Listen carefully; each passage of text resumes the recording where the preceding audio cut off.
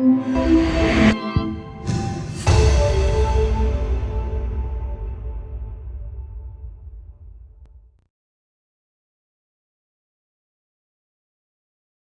Ana Celia. Bienvenidos.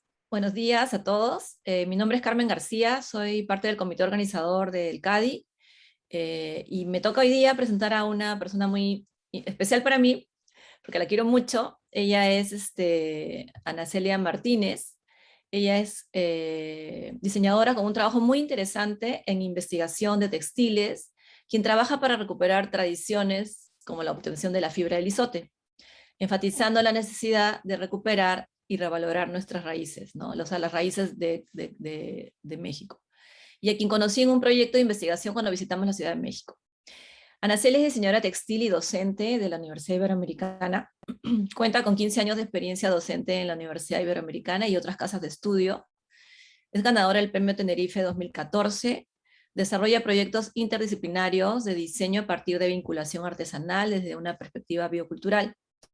Diseña, desarrolla e implementa cursos y viajes de capacitación, especialización y colaboración artesanal. Realiza investigación, documentación, recuperación de técnicas artesanales tradicionales y nuevos desarrollos tecnológicos. Participa en coloquios académicos tanto a nivel nacional como internacional y participa en bienales internacionales de arte textil contemporáneo. Entonces, Ana Celia, te doy la palabra para que empieces tu presentación. Hola, muy buenos días a todos. Es un gusto estar aquí. Muchas gracias, Carmen. Gracias por pues la invitación a participar con ustedes, a compartir. Y la verdad es que justamente la presentación anterior de Sandra creo que nos ha dejado un poco preparados para este workshop, esta charla, este taller que vamos a tener, en donde justamente voy a empezar a compartir pantalla. Pues el tema que he elegido para compartirles es el patrimonio biocultural archivado en las materias primas. Entonces, me gustaría comentarles un poco, pues, de qué hablaremos, ¿no? Porque para entender cómo el patrimonio biocultural está vinculado a las materias primas, tenemos antes que conocer más allá de estos temas. Entonces, efectivamente, hablaremos un poco sobre el patrimonio biocultural, especificaremos qué son las materias primas. Después hablaremos también, porque evidentemente entre materias primas y demás tenemos procesos, instrumentos, herramientas, que ya veremos también cómo se clasifican, cómo se trabajan. Y al final, todo esto va a estar vinculado al patrimonio biocultural.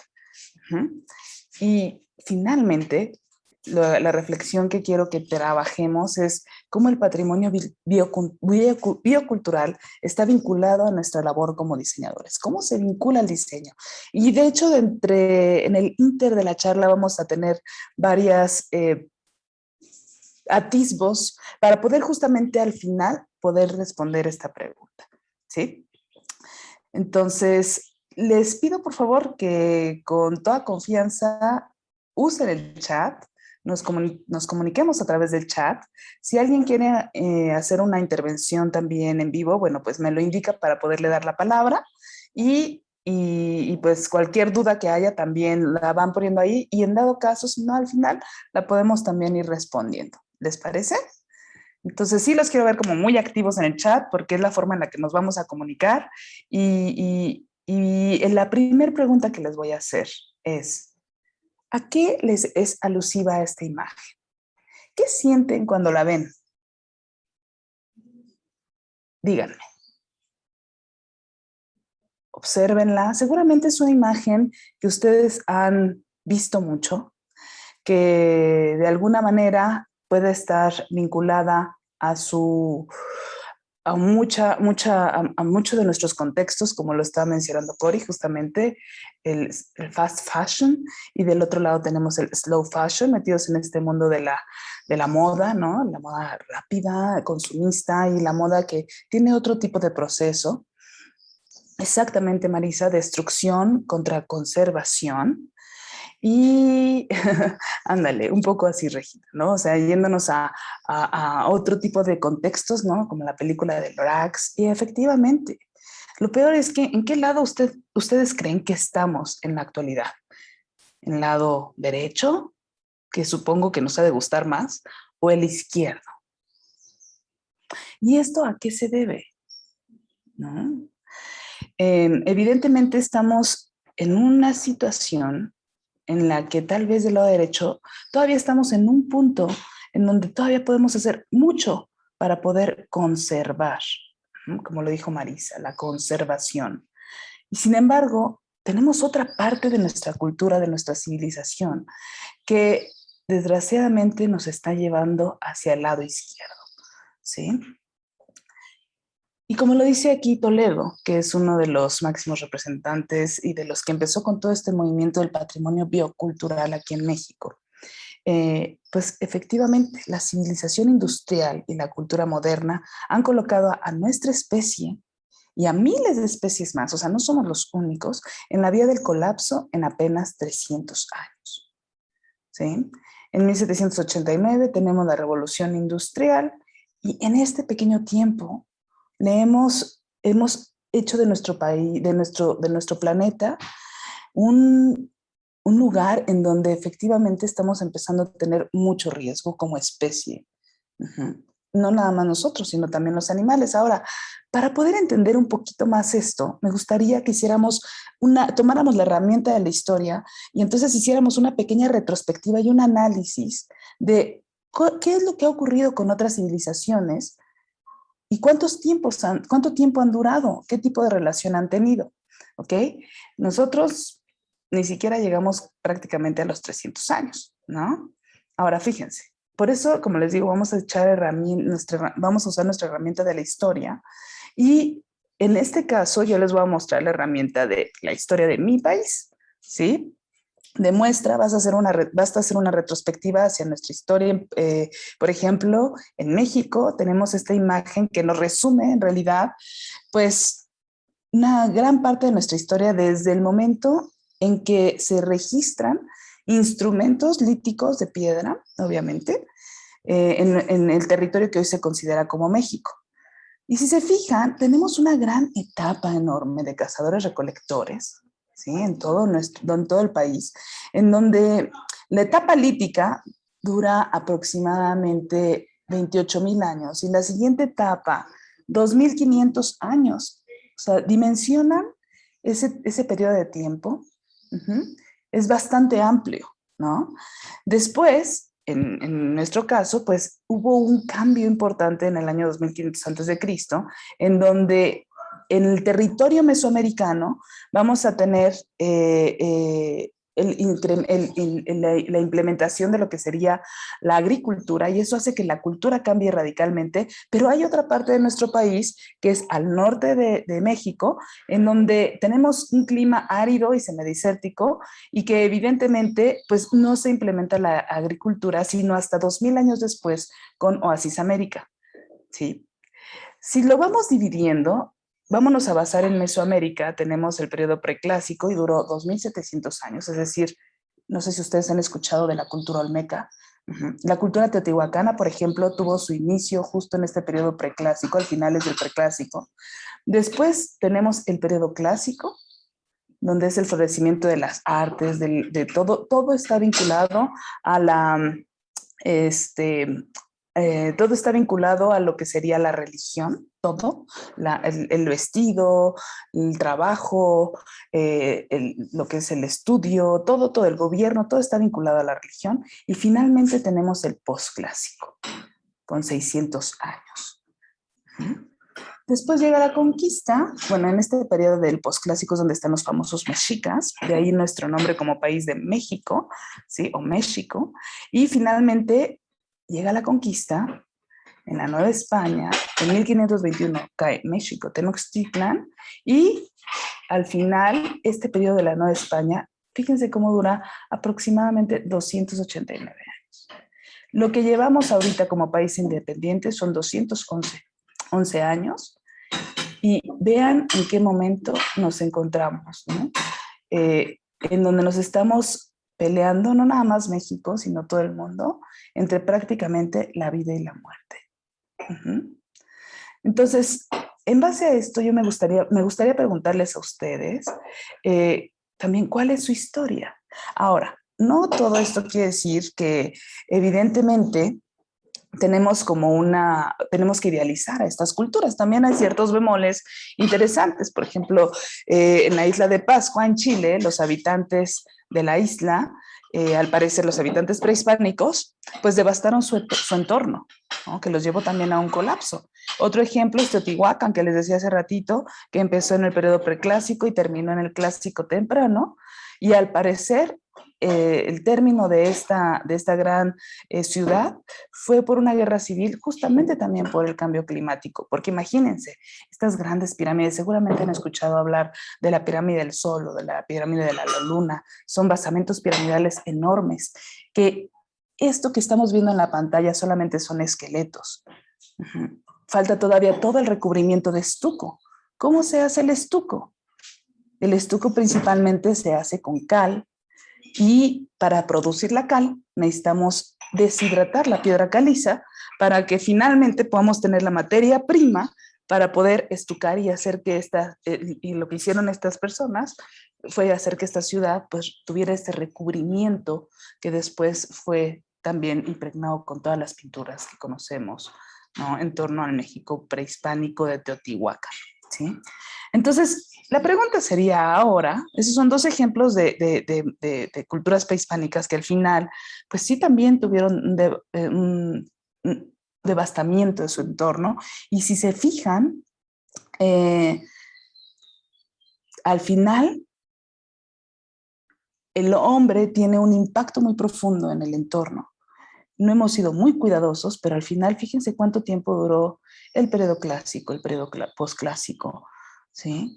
O sea, tenemos que Mesoamérica duró pues, prácticamente más de 3,000 años, ¿sí?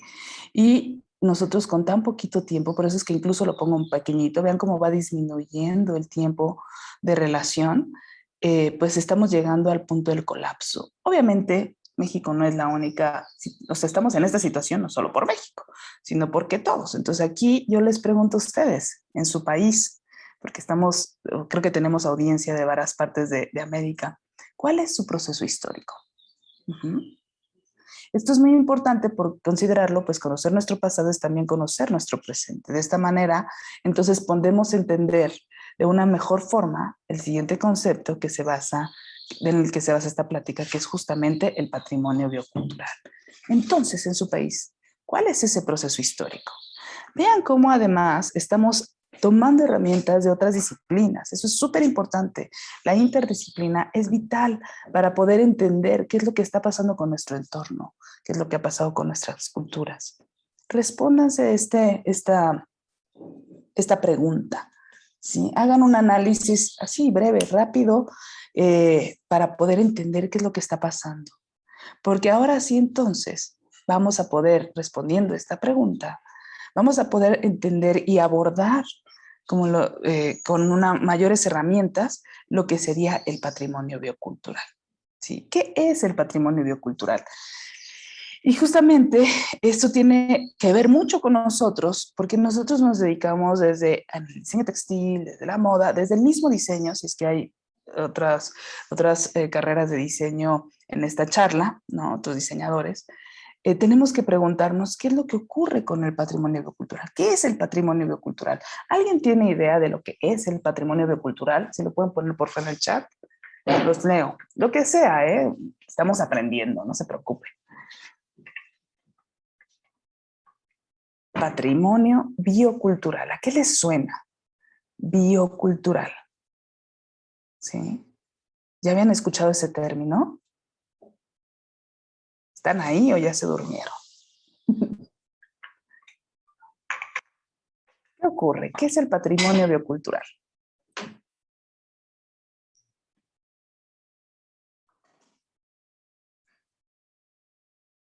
No creo que se pueda considerar una isla, es toda Latinoamérica. Claro, claro, exactamente. Es toda Latinoamérica, totalmente. Y por eso es que hablo incluso del mundo, ¿no? O sea, estamos hablando de que en general el hombre ha tenido bastante devastación del entorno, o sea, lo usamos, pero lo que sí es que se ha visto y ahorita lo vamos a ver más adelante, cómo hay culturas originarias, culturas más antiguas, que han tenido otro tipo de relación con el entorno. ¿Sí? Andrea dice, es la mezcla de la diversidad de los recursos naturales y de las culturas. Muy bien, Andrea. Algo que proviene de la flora y la fauna originaria de cada región. Muy bien. El patrimonio biocultural me da la idea de ser el conocimiento derivado de la relación de un grupo social y su entorno natural. Efectivamente. Relación entre flora, fauna y diversidad intercultural. Cómo interactúan entre sí, el legado que se crea como fruto. Muy bien, Cori, exactamente. Todo eso es patrimonio biocultural. Y vamos a poder entender entonces la relación que hay justamente entre los saberes ancestrales y el entorno. Cómo los saberes ancestrales tienen en su mayoría el código para el buen manejo y preservación de los ecosistemas. Y esto está demostrado como fenómeno mundial. Se ha demostrado que las áreas con mayor riqueza biológica y los territorios indígenas o tradicionales tienen una simbiosis, una interacción que por ende nos va a dar como resultado esta simbiosis de la cultura y la naturaleza que han prevalecido como un todo biocultural, nos ha dado como resultado lo que es la riqueza biocultural, ¿sí? Es esta relación entre la naturaleza, el entorno, con el ser humano, cómo el ser humano se ha conocido, porque fíjense que no nada más se ha apropiado, ¿sí? Ha conocido el entorno, ha aprendido de él, sabe cómo manejarlo y después lo empieza a tomar para su beneficio. Pero si se fijan, también hay algo bien interesante en cómo las comunidades, la gente en sí mismo, el ser humano, si bien tenemos esta parte de que destruimos y demás, también tenemos una parte que conserva, que respeta, que ama, que es sabia y que nos va a ayudar principalmente a poder interactuar de una manera positiva con el entorno. Evidentemente, por ejemplo, si necesitamos construir una casa, por ejemplo, con madera, vamos a necesitar un árbol, vamos a estar tomando vida.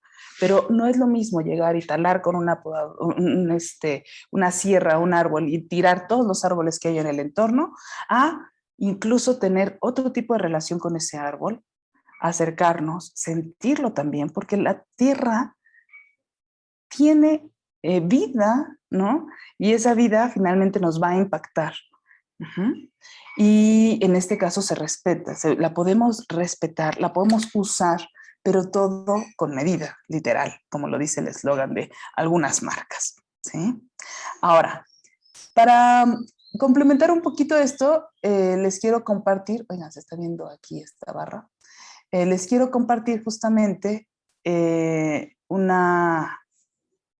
pequeño video que está en YouTube, ustedes lo pueden ver. Déjenme ver por qué. Así la ley de Murphy lo... Ahí está. Perfecto, permítanme 3 segundos. Culturas, pueblos y medio ambiente forman una relación inseparable que ha perdurado a lo largo del tiempo. Esto es el patrimonio biocultural.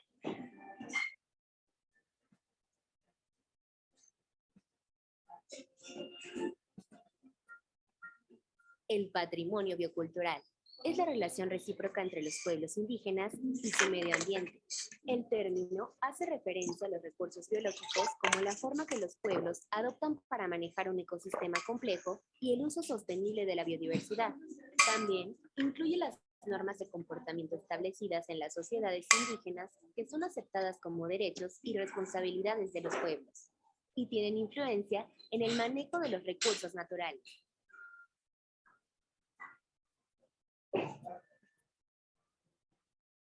Culturales, entonces, ya no, 1992, la acción biocultural. Esta relación Perdón, Aracelia, ¿puedes subir un poquito el volumen porque no se escucha muy bien? Perdón, permítame tantito. Entonces me creo que a faltó la hora que hacer algo. compartes tienes que ver Sí, también faltó el compartir. video. Sí. Gracias por decirme, se me olvidó hacer esa función. ¿Lo anterior lo escucharon o la regreso? A ver, lo regreso mejor, son 3 minutos. Culturas, ¿Ya se escucha bien? Y medio ambiente forman una relación inseparable que ha perdurado a lo largo del tiempo. Esto es el patrimonio biocultural.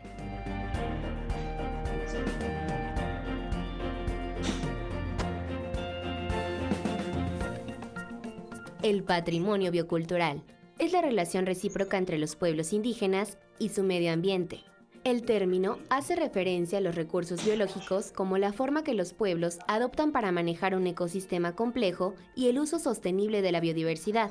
También incluye las normas de comportamiento establecidas en las sociedades indígenas que son aceptadas como derechos y responsabilidades de los pueblos y tienen influencia en el manejo de los recursos naturales.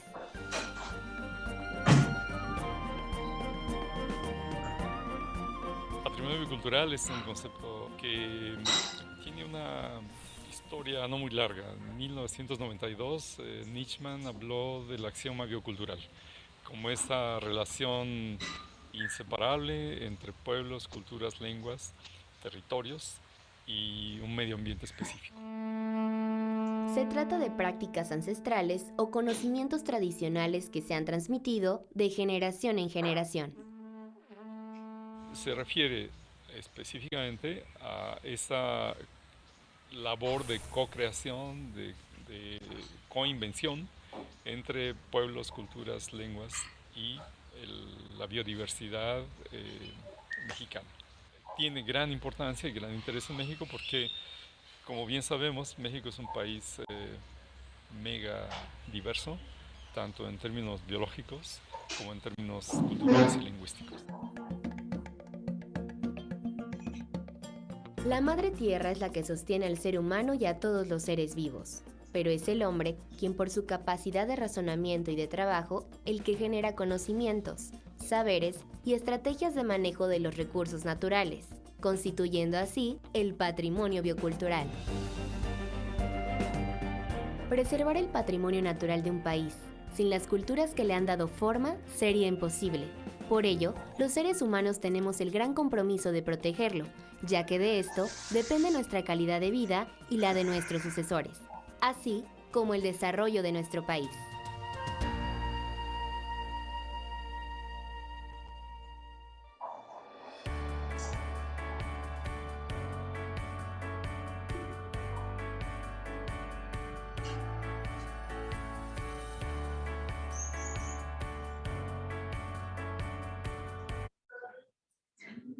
Listo. ¿Ven?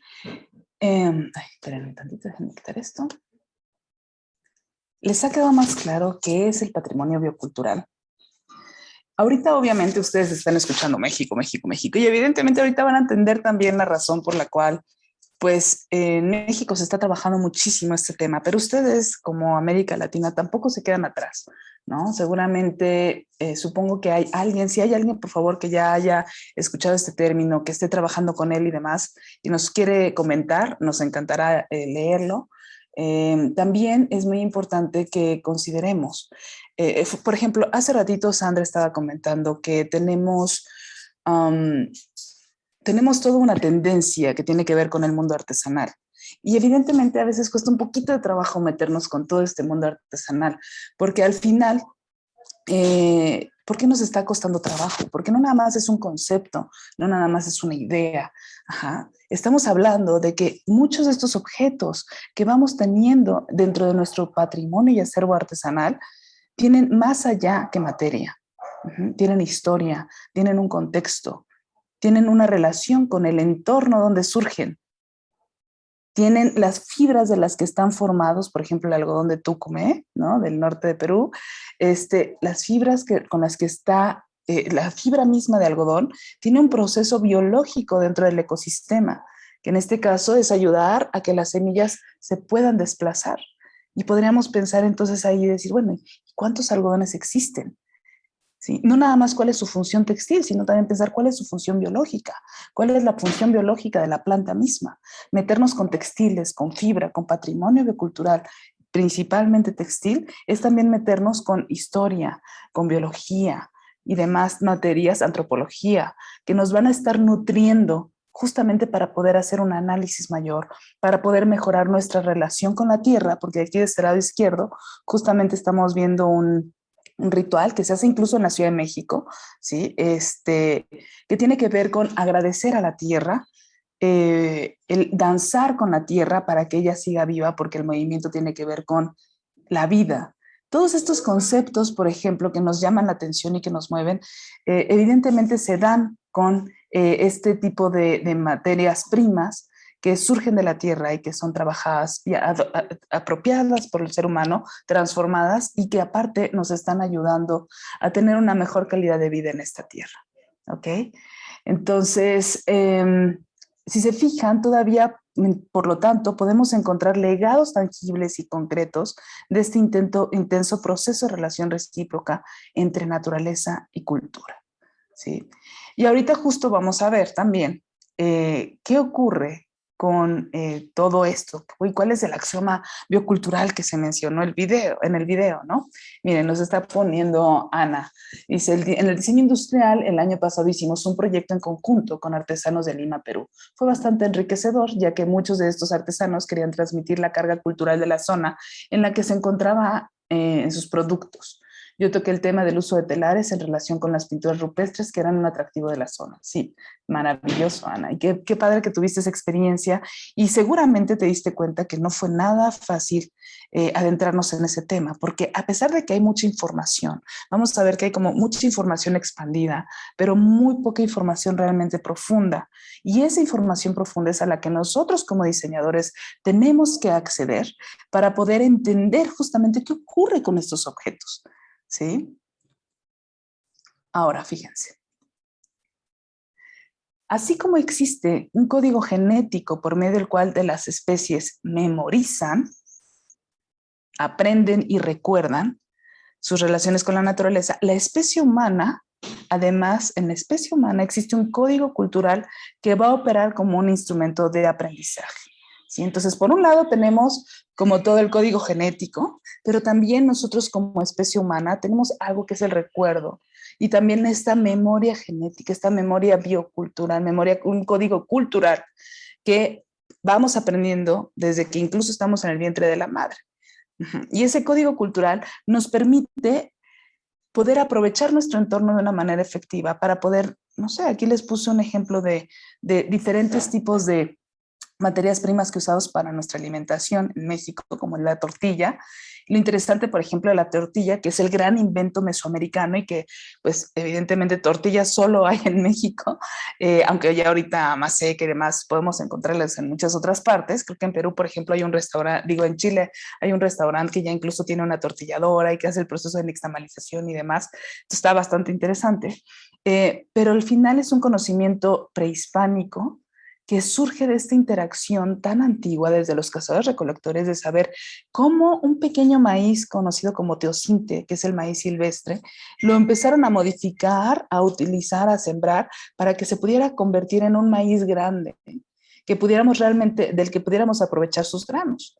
Y es curioso porque fíjense, el maíz, por ejemplo, en sí mismo tiene unas componentes que se llaman lectinas, ¿no? Esas lectinas en un largo periodo de tiempo nos pueden empezar a tener, son las investigaciones que está haciendo un doctor que se llama Stephen Gundry, él es de Estados Unidos, es un cardiólogo. Entonces empezó a ver que estos componentes tienen un proceso negativo en nuestro intestino y por lo tanto nos puede ayudar, pues no ayudar, sino llevar a tener cierto tipo de enfermedades. Y cómo, sin embargo, si el maíz, por ejemplo, está nixtamalizado, que es pasar por un proceso de cocción con un poquito de cal viva,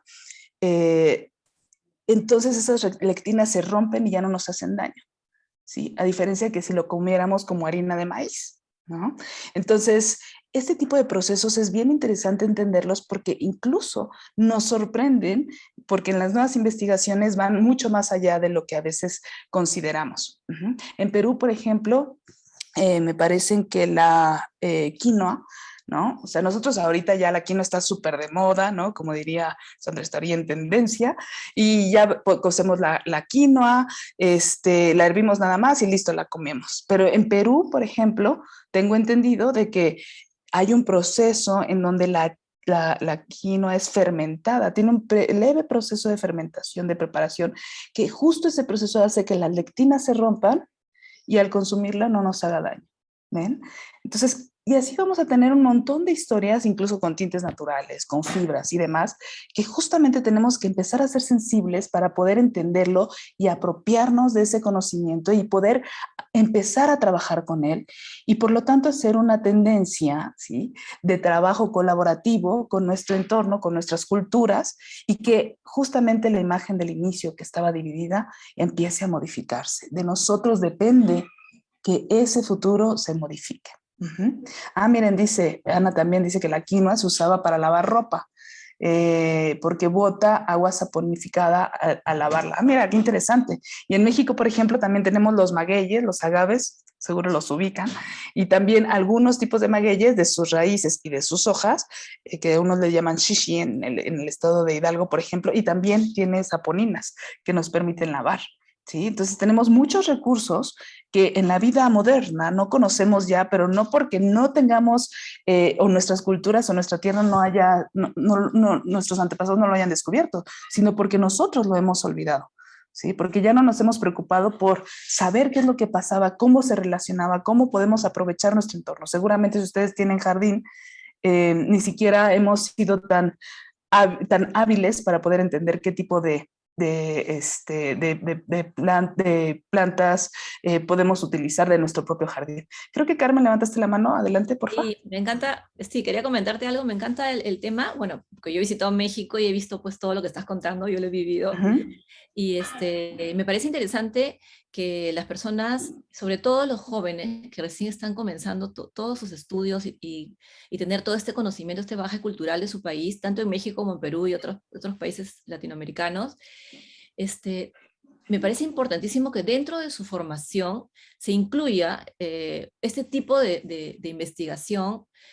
Claro, que está relacionado, algunas podrían estar relacionadas al medio actual, pero sí debería haber un curso que integre todo esto que tú estás diciendo, que sea como una especie, entre comillas, obligación que deba llevar el estudiante en su formación, para que él pueda apreciar toda esta maravilla que tiene su propio país, ¿no? Todos estos recursos que más adelante probablemente lo puedan integrar en algún producto que ellos generen o para ayudar a una comunidad, ¿no? Que vean esta interrelación que hay entre las comunidades indígenas que tienen toda esta herencia cultural y a veces se pierde en el camino porque no se llegan a posicionar, probablemente porque las políticas de Estado, la parte de educación no la toma en cuenta, ¿no? Entonces, me parece que eso también es labor de la parte educativa, de la academia, ¿no? Tener esto, incluirlo dentro de la formación de los jóvenes, ¿no?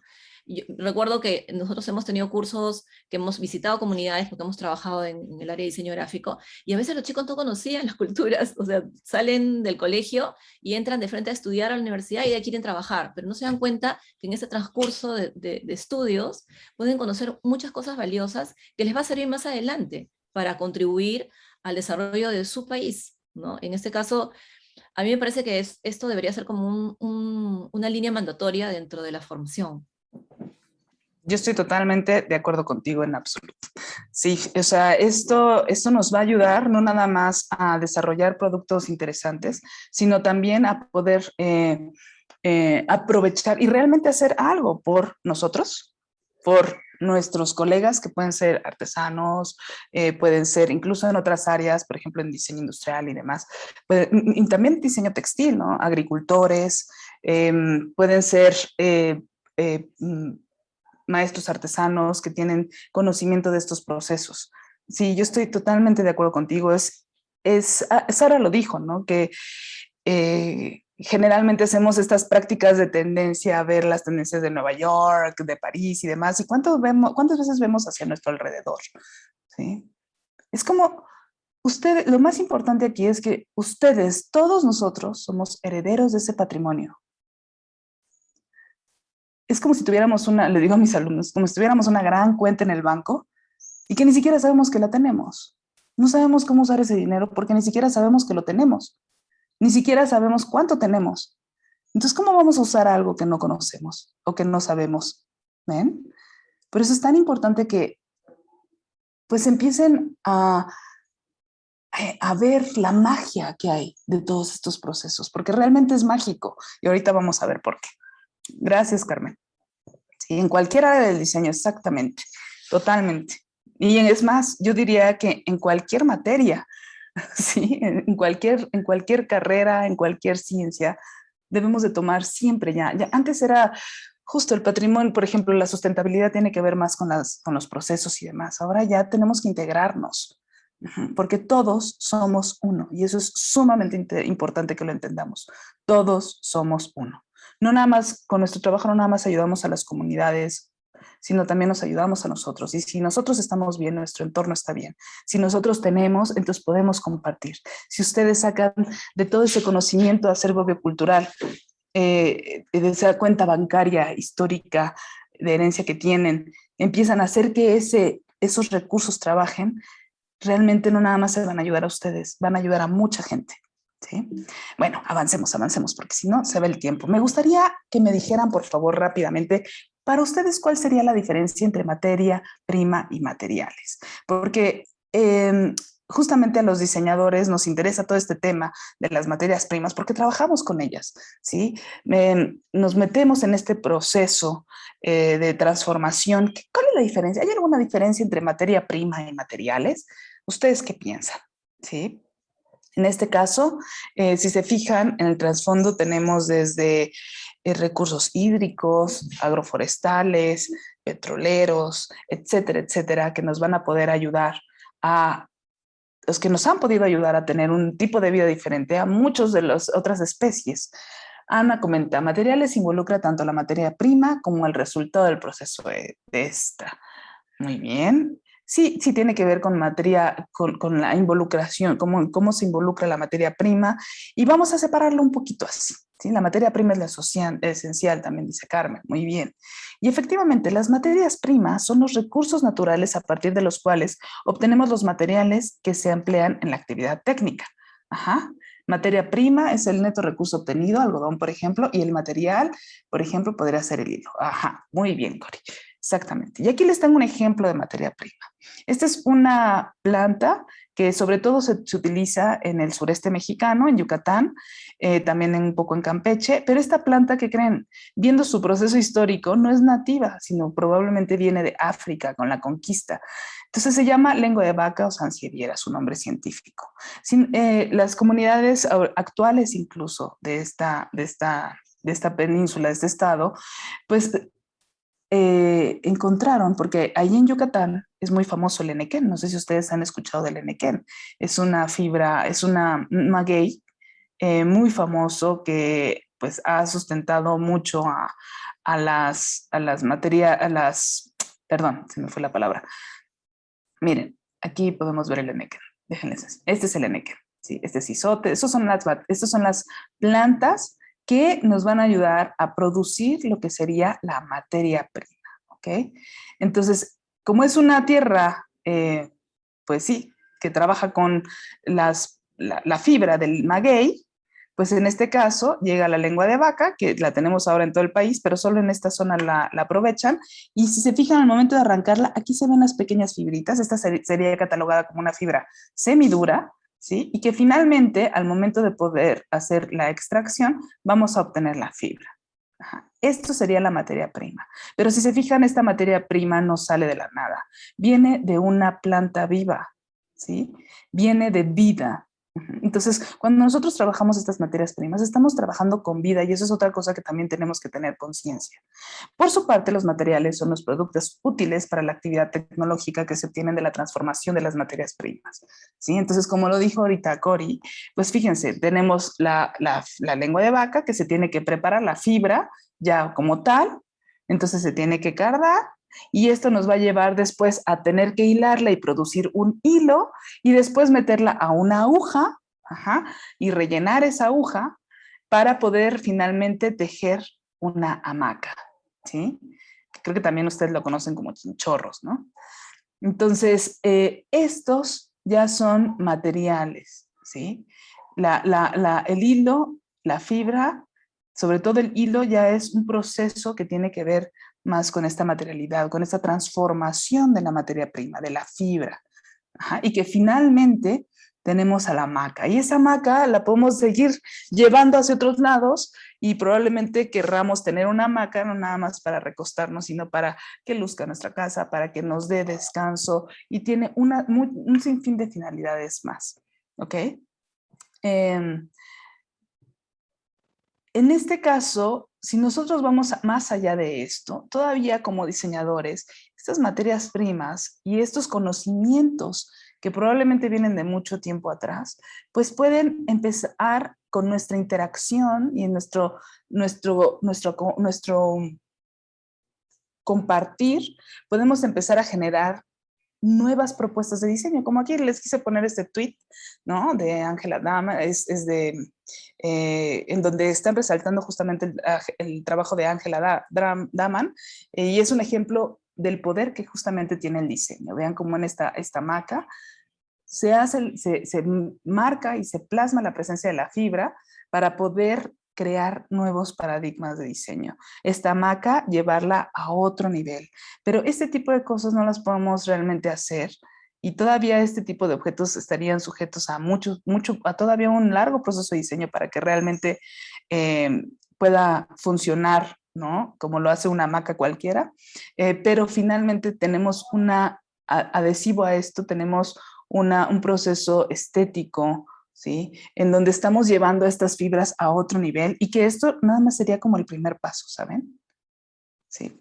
Entonces ahora quiero que me digan, ¿esto qué sería? ¿Materia prima o material? Esta es la planta del enequén, ¿sí? Y como les digo, de esta planta, junto con esta, van a venir las materias primas. Estas plantas van a tener un proceso, un procedimiento. Entonces, fíjense cómo ahora como diseñadores estamos siempre vinculados a los procesos y estos procedimientos, pues también son técnicas muy minuciosas que los antropólogos a veces no alcanzan a registrar, pero que a lo mejor nosotros como diseñadores sí podemos registrar porque nos interesa la materia. A los antropólogos les interesa más esa relación del humano con la naturaleza, pero a nosotros nos interesa la materia. Entonces, el meternos con todo esto, también estamos ayudando a entender estos procesos, a saber cómo estas comunidades se relacionan con su entorno para poder de ahí obtener justamente estas materias primas que nos van a ayudar a después poderles darle color, ¿sí? Porque los tintes naturales también son materias primas que vienen de plantas y que a través de instrumentos vamos a poder transformar, que estos instrumentos, si se fijan, son también han sido transformados de esta materia prima, bueno, más bien son resultado de la transformación de esta materia prima, ¿sí? Y juntos con el conocimiento, entonces vamos a poder tener pues materias primas que nos permitan tener objetos y plataforma de desarrollo de diseño como este que vemos acá. ¿Ok? Ahora, rápidamente, ¿cuál es la diferencia entre instrumento y herramienta? ¿Alguien tiene una idea? Me voy a ir un poquitito más rápido porque creo que ya queda muy poco tiempo. Entonces, la diferencia entre instrumento y herramienta tiene que ver justamente también con los instrumentos que están adecuados, que se crean desde la localidad, ¿sí? Y con herramientas que ya tienen otro tipo de procesos, que ya vienen de un mundo externo, que no nada más pertenecen a las comunidades locales, sino que ya interactúan con otro tipo de conocimientos. También no tenemos que olvidar los recursos naturales porque, y preguntarnos qué es lo que pasa con nuestro cuerpo, porque nuestro cuerpo al final también es parte de este proceso. Y no se diga la naturaleza. ¿Qué ayuda recibimos de la naturaleza? Estos recursos naturales también se incorporan al proceso tecnológico. Ajá. ¿Y qué ocurre entonces con nuestro cuerpo? Pues también es una herramienta, es la tecnología corporal. Y hay veces que estos dos elementos que los sentimos tan esenciales, no los consideramos dentro de los procesos. Así es que es súper importante que podamos incorporarlos también. Entonces tenemos instrumentos de adecuación local externos, herramientas externas, tecnología corporal, recurso natural en el proceso tecnológico. Y vean cómo aquí todos los diseños interactúan, ¿sí? Todos. porque diseño industrial le encantan estos procesos de instrumentos, herramientas y demás, ¿no? Y eso totalmente está vinculado a nosotros como textiles, está vinculado a moda, hay tanta interacción entre nosotros mismos que a veces esta especialidad nos tiene que llevar a entender la conectividad que también tenemos entre diferentes áreas de conocimiento. Entonces, la transformación de la materia prima tiene que ver con procesos, con instrumentos y herramientas, con conocimientos, con actitudes, hábitos y valores. ¿Ok? Y por lo tanto, las técnicas tradicionales de obtención de recursos son el resultado de esta comunicación sensible con el entorno. Y ahora sí, vamos al axioma biocultural, ¿sí? El axioma, acuérdense que es un enunciado que es tan evidente que se considera que no requiere demostración, entonces sería esto. La diversidad cultural, que ya es un poco para ir amalgamando este concepto de bioculturalidad y ver esta relación que se tiene con materias primas, instrumentos y demás, es decir, con nuestros objetos, y tenemos la diversidad cultural interactuando con la diversidad biológica, lo cual nos da un conocimiento biocultural que está vinculado a recursos, a prácticas y a cosmovisión, que ese también es otra charla, que nos va a dar como resultado una memoria biocultural, ¿sí?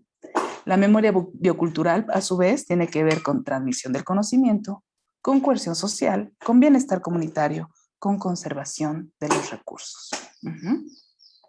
Y esto nos va a llevar justamente a sustentabilidad y sostenibilidad, ¿no? No nada más sustentabilidad, sino sostenibilidad, es decir, que esos cambios que estamos haciendo y esa producción dure, justamente como lo vimos en las largas duraciones que tenemos en épocas anteriores a nuestra era moderna, que ha sido muy, muy controversial y que nos está causando muchos problemas, a pesar de que además de muchos gustos más, ¿no? Recursos biológicos para el bienestar humano, y sobre todo aprovechar este conocimiento local, ¿sí? Recordar permite comprender el presente y planear el porvenir. Eso es súper importante.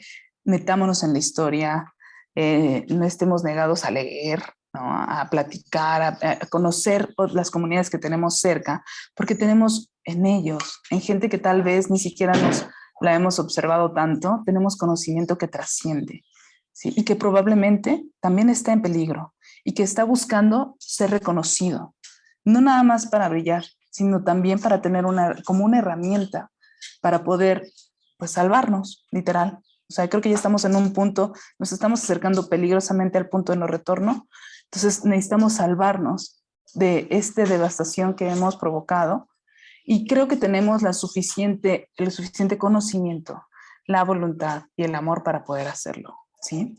Entonces, esto viene desde los niños, o sea, cómo estamos tratando a nuestros niños. O sea, aquí ya podríamos hacer un montón de reflexiones, ¿no? Por ejemplo, ahorita cómo tratamos a nuestros niños, antes cómo los trataban, cómo los preparaban. O sea, yo tengo amigos que, pocos, pero los tengo que han tenido la fortuna de tener conocimiento y adiestramiento desde los 3 años. Tengo un amigo que teje telar de cintura desde los 3 años, imagínense. ¿Sí? Esta transmisión del conocimiento de generación en generación, de escuelas, artesanos, por ejemplo, aquí estoy con mis alumnos trabajando el isote, la fibra de isote, y están los artesanos también, y un grupo de jóvenes que están aprendiendo también de la comunidad, están trabajando ese conocimiento. Entonces hay una interacción bien padre, muy bonita, que justamente hace que nuestra memoria biocultural se reactive. Porque estas fibras, estas materias primas, no nada más tiene que ver con plantas, ¿sí? Sino también tiene que ver con ese contexto de las plantas. ¿Cómo usamos esas plantas? ¿Cómo procesamos esas plantas? ¿Cómo las vamos a trabajar, ¿sí? Para poder obtener entonces esas fibras. Esas fibras como el isote que nos va a permitir tener un gran... a través de un objeto, una gran historia y un gran contexto, que incluso, por ejemplo, lo que descubrí es que el isote es una de las bases, es la base de la yate de la Virgen de Guadalupe a través de documentos históricos. Por ejemplo, la Virgen de Guadalupe, que es patrona de todos nosotros mexicanos, ¿no? Entonces, en fin, o sea, tenemos cosmovisión, no nada más es el isote y ya, sino que también tenemos un montón de cosmovisión entre las danzas, Por ejemplo, las flores de pericón, que sirven ahora de protección y tienen un montón de usos medicinales. Es una planta muy, muy bonita, muy interesante. Todas las prácticas que tienen que ver con ¿cómo se llama? La construcción, ¿no? O sea, ¿cómo están así? Estas señoras, que en paz descansen, pues, maestras mías, esta señora dijo, aquí quiero hacer mi casa porque tenía su terreno y empezó a juntar sus varitas y poco a poco con su amiga empezó a hacer su casa, ¿no? Entonces, creo que nosotros luego también nos limitamos demasiado y no hacemos las cosas porque creemos que es muy complicado y creo que tenemos todavía mucho que conocer de nuestro entorno más próximo, ¿sí?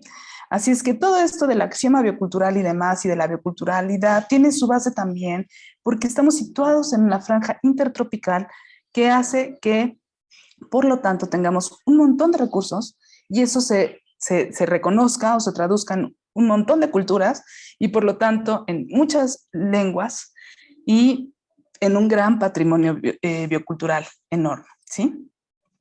Las zonas de mayor diversidad étnica, en las zonas de mayor diversidad étnica se encuentra también una enorme variedad de culturas en áreas relativamente pequeñas y cada una va a aprovechar ese micro hábitat de espacio. Entonces, por ejemplo, aquí tenemos Auxila, Oaxaca, aquí tenemos Perú, que están cosechando justamente la papa, ¿sí? Estamos aprovechando Chincheros con las terrazas y demás, que aparte son un gran centro textil allá en su tierra, ¿no?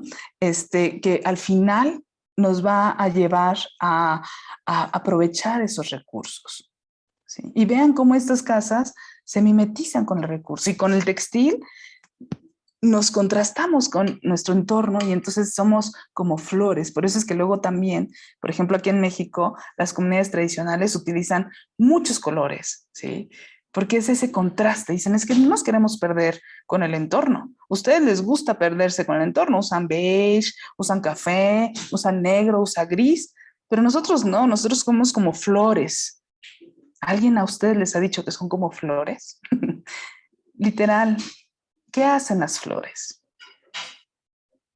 Embellecen nuestro entorno. Entonces nosotros como flores también, a lo mejor esa es nuestra misión, como diseñadores también, embellecer ese entorno con los recursos que tenemos sin devastarlo, ¿sí? Y además de que justamente tenemos, como lo vemos, la diversidad biológica y la cultura son simultáneamente dependientes y geográficamente coexistentes. Y si se fijan en este pequeño diagrama, tenemos a países con gran diversidad cultural, países con gran diversidad biológica y en el centro a países con gran diversidad biocultural. Y la verdad es que Perú lo tenemos con países con gran diversidad biológica y todavía tienen muchas culturas que tienen que seguir protegiendo, exaltando, y no nada más Perú. O sea, también fíjense cómo está Colombia y obviamente México, Ecuador, ¿sí? Colombia también está igual. Y México sí tenemos, por nuestra ubicación, tenemos una gran cantidad de ecosistemas y por lo tanto sí nos posicionamos como uno de los países con mayor, el segundo país con mayor bioculturalidad, después de Indonesia a nivel mundial. Entonces, si se fijan, tenemos mucha chamba, pero no nada más nosotros como mexicanos, sino en realidad todo América Latina, todo el mundo tenemos un gran compromiso con esta tierra para salvaguardarnos, para fortalecernos y para seguir existiendo como especie humana. Y pues bueno, a grandes rasgos, muchas gracias. No sé si tengan algunas preguntas. Aquí están algunas de mis datos, WhatsApp, mail y demás, por si quieren conectarme. Vean, eso es lo que les comentaba de lo colorido, ¿sí? De ese color que muchas veces en las ciudades es criticado de, ay, es que cómo usan tantos colores. Pero perdón, nosotros somos diseñadores, ¿no? Nosotros deberíamos de usar todavía más el color y no temerle tanto al color, pero entender por qué se usa el color, por qué se usan esos colores, qué tiene que ver las formas de las piezas textiles, qué tienen que ver los tonos con esa cultura, ¿ven? Hay muchas cosas que todavía nos hacen falta por conocer, por profundizar y y pues bueno, no sé si tienen alguna pregunta, alguna duda. Dejo abierto, ahora sí, déjenme dejar de compartir. No quise pasar más. Ahí quedó un poquito en el tintero un ejemplo que si da chance lo puedo presentar, no sé cómo andemos de tiempo, Carmen. Sí, todavía tenemos unos 5 minutitos. ¿Sí? Sí. ¿Quieren ver ese ejemplo? Que justamente tiene que ver con la bioculturalidad. Miren, déjenme ver dónde estamos. Acá, perfecto, miren. La diversidad biológica y cultural, les había dicho que son dependientemente, esto ya lo vimos, muy bien. Ahora fíjense. Y, otra cosa importante aquí. Si se fijan, una tercera parte de los sitios con mayor diversidad en esta lista, en este esquema, está en América. Y estamos hablando a nivel mundial. Entonces nosotros como diseñadores, como americanos, tenemos una gran responsabilidad con nuestro entorno. Y no nada más con el entorno como lo vimos ahorita, sino también con nuestras culturas. Porque eso a la vez nos hace comprometernos también con nosotros mismos. Miren, ¿por qué esto es tan importante para nosotros como diseñadores? ¿Sí? Este es un ejemplo muy bueno mexicano. Ustedes después de esto van a poder pensar en alguno relacionado con su país y si gustan también pueden ponerlo en el chat si algo se les ocurre. Entonces, algo muy importante para cachar este ejemplo, les voy a presentar las directrices y ustedes tienen que ser muy observadores. Entonces, situémonos en México, ¿sí? En nuestro país, en México, que también es su país, con mucho gusto, tenemos 2 estados importantes. Tenemos 32 estados y entre ellos están 2 que servirán del ejemplo. Este es el estado de Hidalgo, en donde vamos a ver que se producen unos bordados que se llaman tenangos, que es este, ¿sí? Estos son los bordados tenangos de Tenango de Doria, en el estado de Hidalgo. Y por otro lado también tenemos el estado de Oaxaca.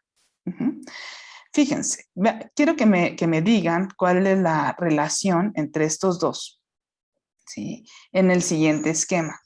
Nada más que ahorita ya se me perdió el chat, entonces no sé, Carmen, igual si me ayudas de repente a poder verlo. Fíjense, quiero que vean la forma de este estado, ¿sí? Y ahora quiero que vean esta ubicación de Hidalgo y los tenangos, ¿vale? Y quiero que vean esta imagen y me digan qué es lo que están observando y qué es lo que pueden ver. Si hay algún error, si todo está bien, ¿qué es lo que hay aquí? ¿Qué pasa? Acuérdense que los diseñadores somos súper observadores, ¿no? Entonces... La imagen está circunscrita dentro del estado de Oaxaca. Y entonces, ¿eso qué quiere decir? A ver, pusieron los tenangos en Oaxaca, dice Andrea, se equivocaron, ¿ven? ¿Ven? ¿Están de acuerdo con eso? Yo creo que sí, ¿no? Vean cómo en este caso, tenemos, esta es una página, fíjense qué grave, ¿eh? Es una página de la UNESCO, el 2019, en donde era el Año Internacional de las Lenguas Indígenas. O sea, la UNESCO no es cualquier lugar. Evidentemente, esto estuvo a cargo de un diseñador gráfico, ¿sí? Entonces dice, los pueblos indígenas del estado de Oaxaca son amusgos, cuicatecos, chodinos, chichontecos, chocholtecos, huaves, ixcatecos, mazatecos, mijes, mixtecos, nahuas, triques, chinantecos, zapotecos y zoques. En el estado se reconoce a las comunidades indígenas y afromexicanas que los conforman y a sus reagrupaciones étnico-lingüísticos y culturales. ¿Ven? Y chin, ponen esta imagen. ¿Qué tal, No hizo bien su investigación, pone. Es grave, ¿no? O sea, bueno, a mí se me hace como súper grave en tema de diseño. Es como súper grave. No hizo bien su investigación, exactamente. Entonces, por eso es que les digo que estos son temas que sí nos atañen a todos, no nada más como diseñadores, incluso como sociedad. Y si todas estas reflexiones, incluso que les surjan después de esta charla, las comparten con sus compañeros, con sus amigos, con sus familias, yo creo que vamos a poder empezar a generar otro tipo de relaciones, no nada más con nuestro medio ambiente, sino también con los otros sistemas culturales que tenemos en nuestros países, que son tan diversos, que son tan variados, que son tan ricos y que son tan sabios. Entonces, los territorios indígenas literalmente son verdaderos laboratorios bioculturales, donde con un peso histórico-cultural importante y fuente de colaboración, el diseño va a participar, ¿ok? Entonces, bueno, pues ahora sí. Muy interesante, Ana Celia. Te agradecemos mucho tu tu workshop ha estado bien interesante, porque además, como, no sé, yo lo siento como que se integran varias cosas acá, ¿no? La investigación, el poder conocer tu propia identidad a través de esta investigación, el no interferir tampoco en los elementos culturales, o sea, como diseñadores a veces tenemos un poco el atrevimiento de entrometernos, sí rescatarlos, pero no meternos, o sea, en su identidad. Y también saber cómo integrarlo con las técnicas actuales, ¿no? Porque es importante rescatar esto y ver cómo pueden crecer y pueden desarrollarse mejor con las técnicas que conocemos ahora, ¿no? Porque tampoco podemos cerrar los ojos a las cosas nuevas. Entonces, la cuestión es ver cómo lo hacemos integradamente. Y me parece, como te dije hace un rato, inculcarles esta conciencia a los jóvenes, ¿no? Para que esto se vaya desarrollando. Entonces me parece bien importante e interesante cómo lo estás planteando tú, ¿no? Porque esta biodiversidad que tiene en materiales y en cultura, todo está conectado en realidad, ¿no? Y como tú dices, somos uno, todos somos uno. Exactamente, absolutamente. Creo que Shirley tiene una pregunta. Dice, ¿cómo no caer en la apropiación cultural o explotación de la naturaleza cuando buscamos diseñar desde el patrimonio biocultural? Y esto yo creo que se responde con conocimiento y responsabilidad. O sea, la apropiación cultural se da, en primer lugar, y con respeto, ¿no? O sea, la apropiación cultural se da cuando nosotros tomamos algo y lo usamos y no lo pedimos prestado, ni siquiera eso es apropiación cultural. ¿Sí? Una apropiación, no estamos apropiando. Lo mismo ocurre con objetos, con iconografía, etcétera. Tenemos que también, así como lo hacemos en los textos, que estamos dando las citas y los créditos de las personas de las que estamos aprendiendo, pues también yo creo que deberíamos de dar esos créditos de las personas que nos están inspirando, de las comunidades que nos están inspirando. ¿Cómo no vamos a caer en esto? Pues sabiéndolo y respetando, o sea, sabiendo que estas culturas que han sido, la verdad, muy pisoteadas a lo largo, sobre todo por el periodo de conquista de toda América, pues tenemos que regresarles el lugar, ¿no? Regresar el lugar también a la gente, admitir que a lo mejor en muchos de nuestros países, pues no, en realidad nuestro idioma oficial no es nada más el español, sino hay muchos más. En México tenemos 68 lenguas más, ¿no? Que hay veces que ni siquiera consideramos que existen.